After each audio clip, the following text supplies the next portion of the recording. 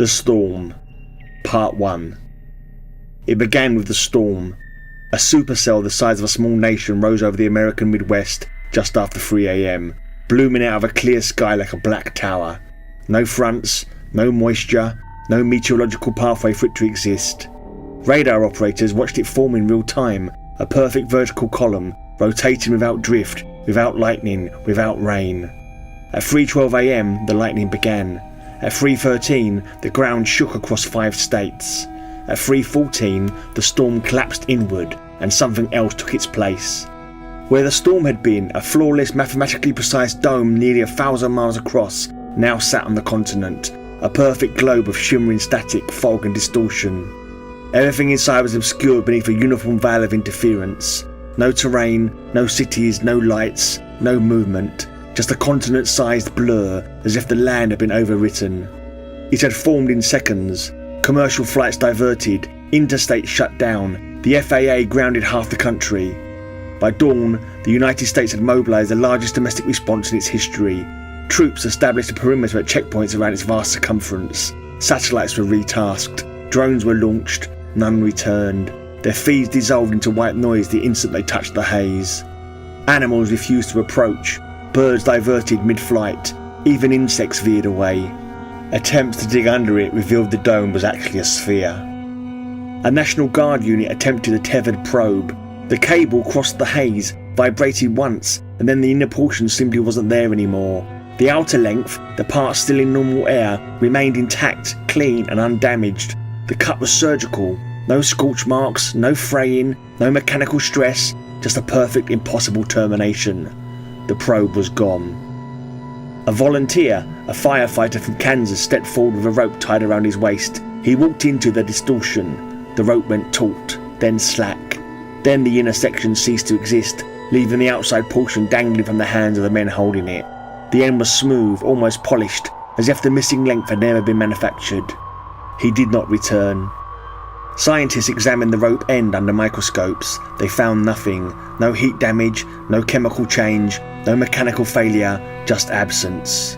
More attempts followed. Drones, cameras, sensors. Electronic devices could touch the haze and retreat without harm, but once fully into it, they were not seen again. No amount of tugging on the rope could drag back whatever had entered it. Perhaps mechanical devices fried instantly. No one knew for sure.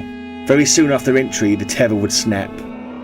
Within days, the pool of willing volunteers dried up. The government issued a call for special volunteers. A handful came, older veterans, terminally ill ex-soldiers, people with diagnoses that had already taken their futures from them. They were briefed, thanked, and sent into the haze one by one. Each rope ended the same way. Each volunteer vanished without trace. None returned. After the 7th, the program was quietly ended. No more volunteers, no more attempts, no more people sent inside. For a month, the sphere remained unchanged. Then the impacts began. Small at first, a crack in a concrete barrier, a scorch mark in the dirt.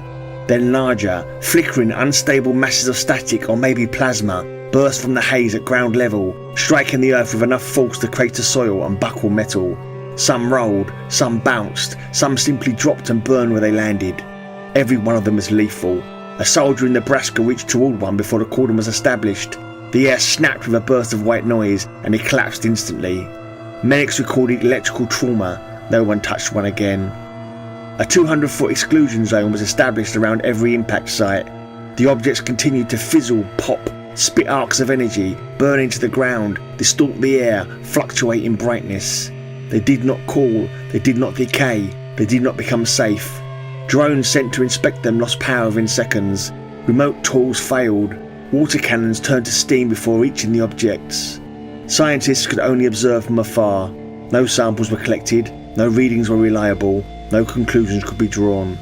Theories multiplied anyway. Some said the objects were being thrown from inside. Others said the sphere was shedding pieces of itself. Others insisted they were static pulses, electromagnetic knots collapsing into matter. None of it could be proven. By the end of the 2nd month, the entire circumference of the sphere was surrounded by a half-mile no-go zone, marked by fencing, floodlights, and warning signs that said only, "Do not approach, energetic hazard, keep back." No one knew what was happening inside. No one could get close enough to learn. The sphere remained silent, opaque, impenetrable.